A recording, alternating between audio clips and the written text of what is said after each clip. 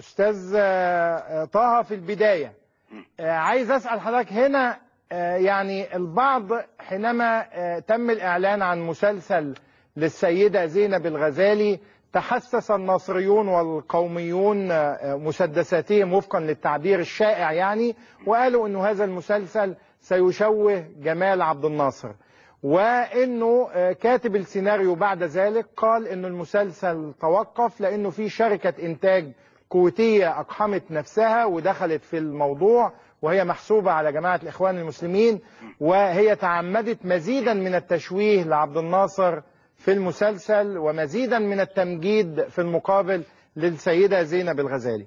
انتوا كأسرة السيدة زينب الغزالي تعاملتم مع المسلسل ازاي؟ مساء الخير يا استاذ وائل. مساء الخير، اتفضل. بس انا عايز اسال سؤال كده صغير بس، هل المسلسل ده معمول على سيرة زينب الغزالي ولا سيرة عبد الناصر؟ ما هو المسلسل ده معمول على سيرة زينب الغزالي ولا سيرة اخوات زينب الغزالي؟ اللي انا شايفه خناقه بعيده عن سيره زينب الغزالي. المسلسل ده معمول عشان سيره زينب الغزالي، مش معمول عشان سيره عبد الناصر ولا اخوات زينب الغزالي. بس استاذ طه اسمح لي بس افتح قوسين، يعني هنا لا تستطيع ان تكتب مسلسلا عن السيده زينب الغزالي ولا يكون عبد الناصر موجودا فيه وبكثافه، لانه كتابها كله ومعظمه كتاب أيام من حياتي، وهو الكتاب الشهير اللي أثار جدلا تحدثت فيه عن وقائع التعذيب، تحدثت عن عبد الناصر باعتباره الفاسق الفاجر الكافر الشيطان الذي كان يعذب البشر، وبالتالي لابد أن يكون موجودا في المسلسل يعني. لابد أن يكون موجود، ولابد شخصيات أخرى تكون موجودة في المسلسل، اللي هي الشخصيات اللي أثرت على سيرة زينب الغزالي. الشخصيات اللي أثرت لابد أن تكون، سواء عبد الناصر سواء أخ من إخواتها أو أكثر من أخ من إخواتها، ده لا شك. عشان الدراما تكتمل لازم الشخصيات اللي أثرت على شخصيتها وعلى مسيرتها تذكر، بس تذكر بحدود مش بتوسع عشان ما نوجدش أوجه اختلافات. إذا كانت هي الحاجة زينب الغزالي قالت على عبد الناصر كده فهي عذبت فعلا، وأنا شاهد، أنا زرتها في السجن الحربي في الخيم، دخلونا في الخيم مع الحاجة حياة الغزالي، ودخلنا في الخيم زرتها اكتر من 3 مرات. مرة منهم بصيت في رجلها شفت اثار التعذيب، بقع حروق في رجلها، وحتى حبيت اتكلم عمتي حياة قالت لي لا اسكت، انا كان عندي 16 سنة ساعتها، قالت لي اسكت ما تتكلمش، لان حمزة بسيوني كان بيلف على الخيم يشوف الزيارات شكلها ايه. حمزة بسيوني قائد السجن الحربي. انا شاهد على التعذيب، انا شاهد على التعذيب. لا هي عذبت واكتر من يقدر يقول لك. طيب خليني اسال السؤال بشكل يعني مكمل. لو كانت عذبت لا ينكر الكثيرون انها عذبت، ولكنهم يقولون انها اسرفت في الحديث عن وقائع التعذيب، الحديث عن الكلاب البوليسية التي يعني تقوم بتمزيق لحمها وملابسها، وأحاطت ذلك بالأساطير حتى أنه الكلاب كانت تنهش لحمها ثم يفاجأ السجان بأنه جسمها سليم وملابسها سليمة، يعني أضفت على نفسها المعجزات، والمعجزات انتهت يعني. يا سيدي لم تفضي على نفسها معجزات. السيدة زينب الغزالي الوحيدة من الإخوان التي عندما خرجت من السجن كل الإخوان التانيين أو كل الناس اللي عذبوا التانيين عملوا قضايا تعويض وحسوها انها تعمل قضية تعويض، وهي رفضت وقالت اجري عند الله. الوحيدة التي لم تتاجر بتعذيبها ولم تطلب اي تعويض زي الاخرون، لم تتاجر بتعذيبها، بس هي عذبت، وعذبت بالنسبة التعذيب ده بالنسبة لامرأة هو تعذيب شديد لازم يأثر عليها ولازم يتعبها. فانا بقول لحضرتك هي لم تتاجر بتعذيبها ابدا. طيب ايوه خليني قبل ما اكمل السؤال ما جاوبش عليه. اللي هو يعني عملت معجزه جوه الكتاب انها بتقول الدم ما كانش فيه دم اما دخل عليها السجاد. يا احمد بعد ان شاهد على الكلام ده، وحضرتك معاك رقمه الدكتور محمود جامع الطبيب الخاص للسادات في الفتره دي. طيب. والسادات بعت لها بعد ما خرجت من السجن قال لها ارفعي قضيه عشان تكشفي طيب. اللي كان بيحصل. خلينا عشان نكمل وهي رفضت الموضوع. معلش بعد اذنك. وقالت مقولتها الشهيره صوت في سبيل الله خير من مال الدنيا وما فيها. الحاجات دي ما حصلتش في السنة المصري. في اكتر من 100 حكم في عهد السادات بالتعويض للناس تعرضوا للتعذيب في عهد عبد الناصر، وفي احكام صدرت ضد اللي شاركوا في التعذيب، منهم صفوت الروبي خد اكتر من 30 سنه سجن، وهو اللي كان مكلف بالقبض والتعذيب لزينب الغزالي. صح ولا غلط؟ طيب استاذ طه، هنا السؤال الحديث عن المبالغه في وقائع التعذيب الى حد انه السيده زينب الغزالي يعني تكتب انه عبد الناصر بنفسه كان يعذبها، وكان يضع المصحف على قدمه لكي تقبل المصحف وتقبل قدمه، يعني والحديث عن كلاب متوحشه، وهذه الصور هل هي حقيقيه ولا مبالغ فيها؟ ولا اقدر اقول حقيقيه ولا اقدر اقول مبالغ فيها، بس اللي انا عايز اقوله سيرة زينب الغزالي مش هل نناقش انجازاتها ولا نناقش تعذيبها؟ صح. انا مش عارف يعني. سيرة زينب الغزالي ليها انجازات ولها ما عليها ولها ما لها. انا الحقيقه في بدايه الحلقه تحدثت عن اهميه كتاب نظرات في كتاب الله اللي تحدثت فيه بلغه ادبيه، لغه العاشق للقران. يعني حضرتك انجازاتها هو لغه اتعمل فيها. ده قايله ولا مش قايله يا استاذ احمد؟ اولا استاذ احمد اسماعيل، ده قايله ولا مش قايله؟ انا ممكن اتفضل يا استاذ صالح اتفضل. يعني هل هنقصر انجازاتها على كتاب في نظاره الله؟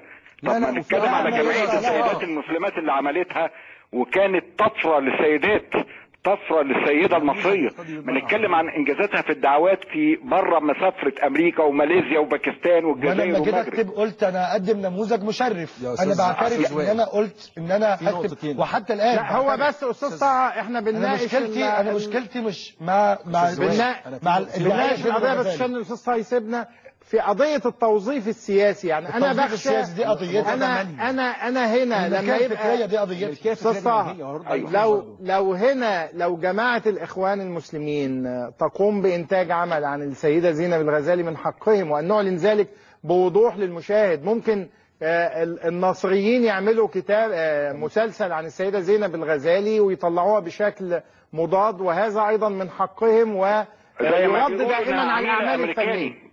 مش نعم عليه عميله امريكاني، عميله للمخابرات الامريكيه زي احمد. هو هنا بقى الاستاذ سعيد رمضان. طب بعد اذنكم في 3 نقط. طيب عشان بس هنا هنا الاستاذ طه، يعني هنا يبدو انه لانك قلت انه السيده زينب الغزالي اتهمت بانها عميله للمخابرات الامريكيه، فهو بيقول لك كيف نقبل ذلك؟ يا استاذ طه، لو حضرتك دلوقتي اتهمتني بالسرقه، انا بمتهم بالسرقه، بل هل انا سرقت فعلا؟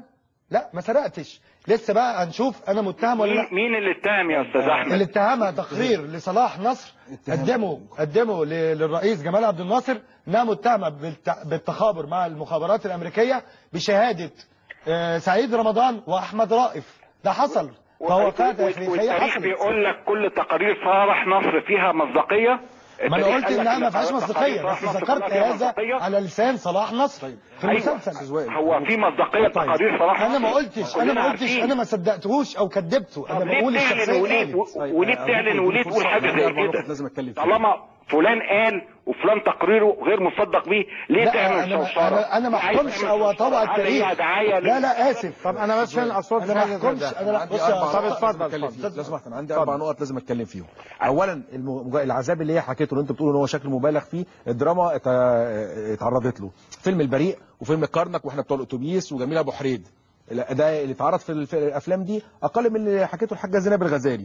رقم 2، لو الاخوان هي عايزه تنتج، ما عندهم نماذج تانية. احنا زينب الغزالي احنا عندنا استاذ جهاد جاي في الفقره الجايه بيقول ان زينب الغزالي كانت وفديه او اخوانيه. لو الاخوان عايز تنتج، ما عندهم حسن البنا، عندهم سيد قطب، ينتجوا له هم. ثالث حاجه، موضوع الاتهامات بالمخابرات الامريكيه دي، لو هي الست متهمه بس ما يدخلش حد يوظف مسلسل توظيفا سياسيا. مفيش حد وظف. لا لتشويه. ما نقولش كده يا استاذ. ليه ما نقولش كده؟ حصل ولا ما حصلش؟ ما حصلش حد وظف. هنا نقطه انا عايز اقول حصل انها تهم. طب خلينا يرد عليه. طب عشان الاستاذ معانا على التليفون. لو سمحت بس احنا في الاستوديو بس نسمعه بس. اتفضل استاذ وائل، حضرتك قلت كلمه جميله جدا.